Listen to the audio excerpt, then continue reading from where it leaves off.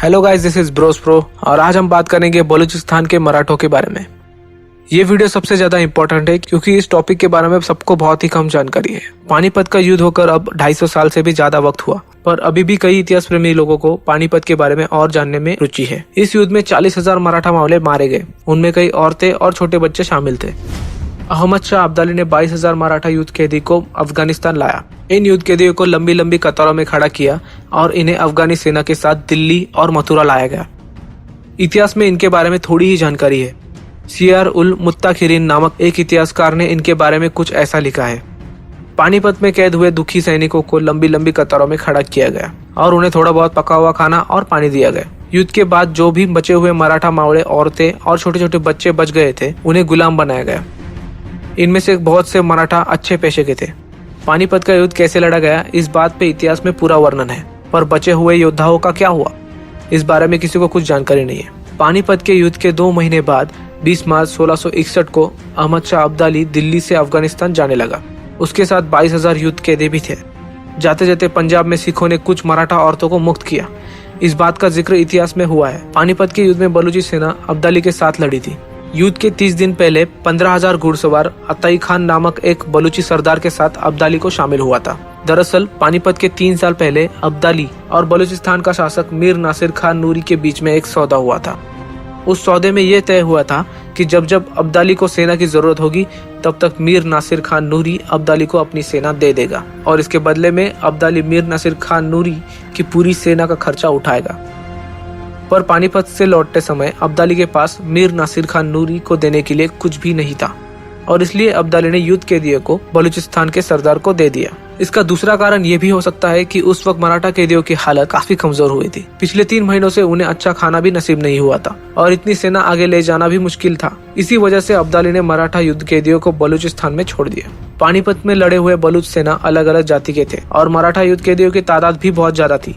इसलिए मीर नासिर खान नूरी ने उन्हें हर जात की बलूची सेना के साथ बांट दिया, क्योंकि इतनी तादाद में अगर मराठा सेना एक साथ रहे तो खतरा भी हो सकता था। युद्ध कैदियों में मीर, मजारी, रायसानी और गुरचानी, इन बलोच जात में मराठा आज भी शामिल है। मराठा युद्ध कैदियों के वंशज मुस्लिम हुए हैं, पर उन्हें अपने मराठा होने पर आज भी गर्व है। इनमें से हमें बुकटी मराठा के बारे में कुछ जानकारी है। दरअसल इनमें 3 मराठा वर्ग शामिल है। बहुत से मराठा युद्ध कैदी कालपर, मसूरी, शंबानी, नोथानी, फिरोजानी और रहेजा इन जातियों में बांटे हुए थे।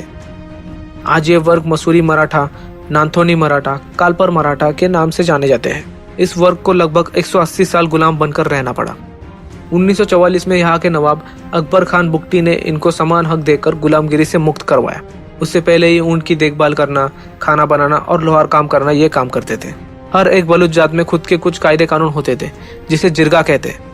1944 से पहले इनमें बहुत से असमान कायदे थे, जैसे कि अगर एक बुकटी आदमी ने दूसरे बुकटी आदमी का खून किया तो खून हुए आदमी के परिवार में से किसी आदमी को खून किए हुए आदमी के परिवार में से एक आदमी को मारने की मुभा थी।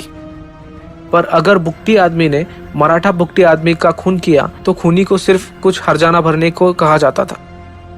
अगर किसी मराठी बुकटी आदमी ने एक बुकटी आदमी का खून किया तो उस बुकटी आदमी को मराठा बुकटी परिवार में से किसी भी 2 आदमी को मारने की मुभा थी।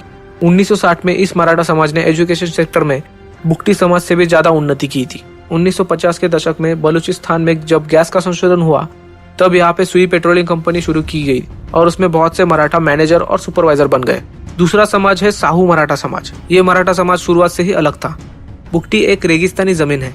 मैरे और सिया हाफ में थोड़ा बहुत पानी था, तो साहू मराठों को यहाँ पे खेती करने भेजा गया। मराठों ने भी यहाँ गेहूं बाजरे की बहुत अच्छी खेती की। इस वर्ग ने अपना नाम स्वराज्य के छत्रपति शाहू महाराज के नाम से रखा। साहू मराठों में गढ़वानी, रंगवानी, पेशवानी, किलवानी ऐसी और भी जाति है। इनमें से पेशवानी ये नाम पेशवा नाम से होने की आशंका है। शाहू मराठी मुस्लिम है, फिर भी इनके रीति रिवाज आज भी मराठा है। यहाँ शादी भी मराठी रीति रिवाजों से की जाती है। यहाँ के मराठे अपनी माँ को आज भी आई कह के बुलाते हैं। तीसरे है दरुरग मराठा। ये वर्ग की संख्या काफी कम है। ये मराठा हमेशा बुकटी सरदार के साथ होते थे, इसलिए इन्हें बहुत सारा सम्मान मिलता था।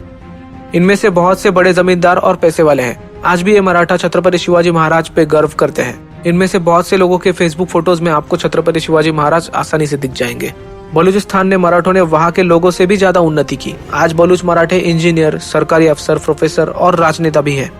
फिलहाल डेरा बुक्टी गांव में 20,000 लोगों में से 7,000 लोग मराठा है।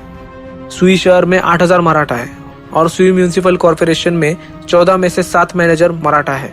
1990 के दशक में जब हिंदी मूवी को पाकिस्तान में बंदी नहीं थी, तब नाना पाटेकर के तिरंगा मूवी के डायलॉग मैं मराठा हूँ और मराठा मारता है या मरता है यहाँ पे बहुत फेमस हुआ था। द ग्रेट मराठा ये सीरियल भी यहाँ पे कई लोगों ने देखी है। बेबी डॉल ये फेमस हिंदी गाना बलूच गाने से प्रेरित है। इस गाने के सिंगर सब्ज अली बुक्टी भी मराठा है। आप इस गाने के यूट्यूब पे देख सकते हैं, लिंक डिस्क्रिप्शन में। आज महाराष्ट्र की मराठा जनता को बलूच मराठों को नमन करना चाहिए, क्योंकि पानीपत के युद्ध के पहले बहुत से मराठा पूर्वज युद्ध में शामिल होने घर से तो निकले थे, पर फिर कभी अपने घर लौट नहीं पाए। क्या पता किसी महाराष्ट्र में रहने वाले मराठा का कोई दूर का रिश्तेदार बलूचिस्तान में हो। और आपको रिक्वेस्ट है कि इस वीडियो को ज्यादा से ज्यादा लोगों तक पहुंचाइए, क्योंकि बलूचिस्तान के मराठों के बारे में बहुत ही कम लोगों को जानकारी है। Thanks guys for watching this video. और अगर आपको ये वीडियो पसंद आया तो लाइक और कमेंट जरूर कीजिए। और अब तक आपने हमारा चैनल सब्सक्राइब नहीं किया हो तो प्लीज सब्सक्राइब कर दीजिए। Thank you.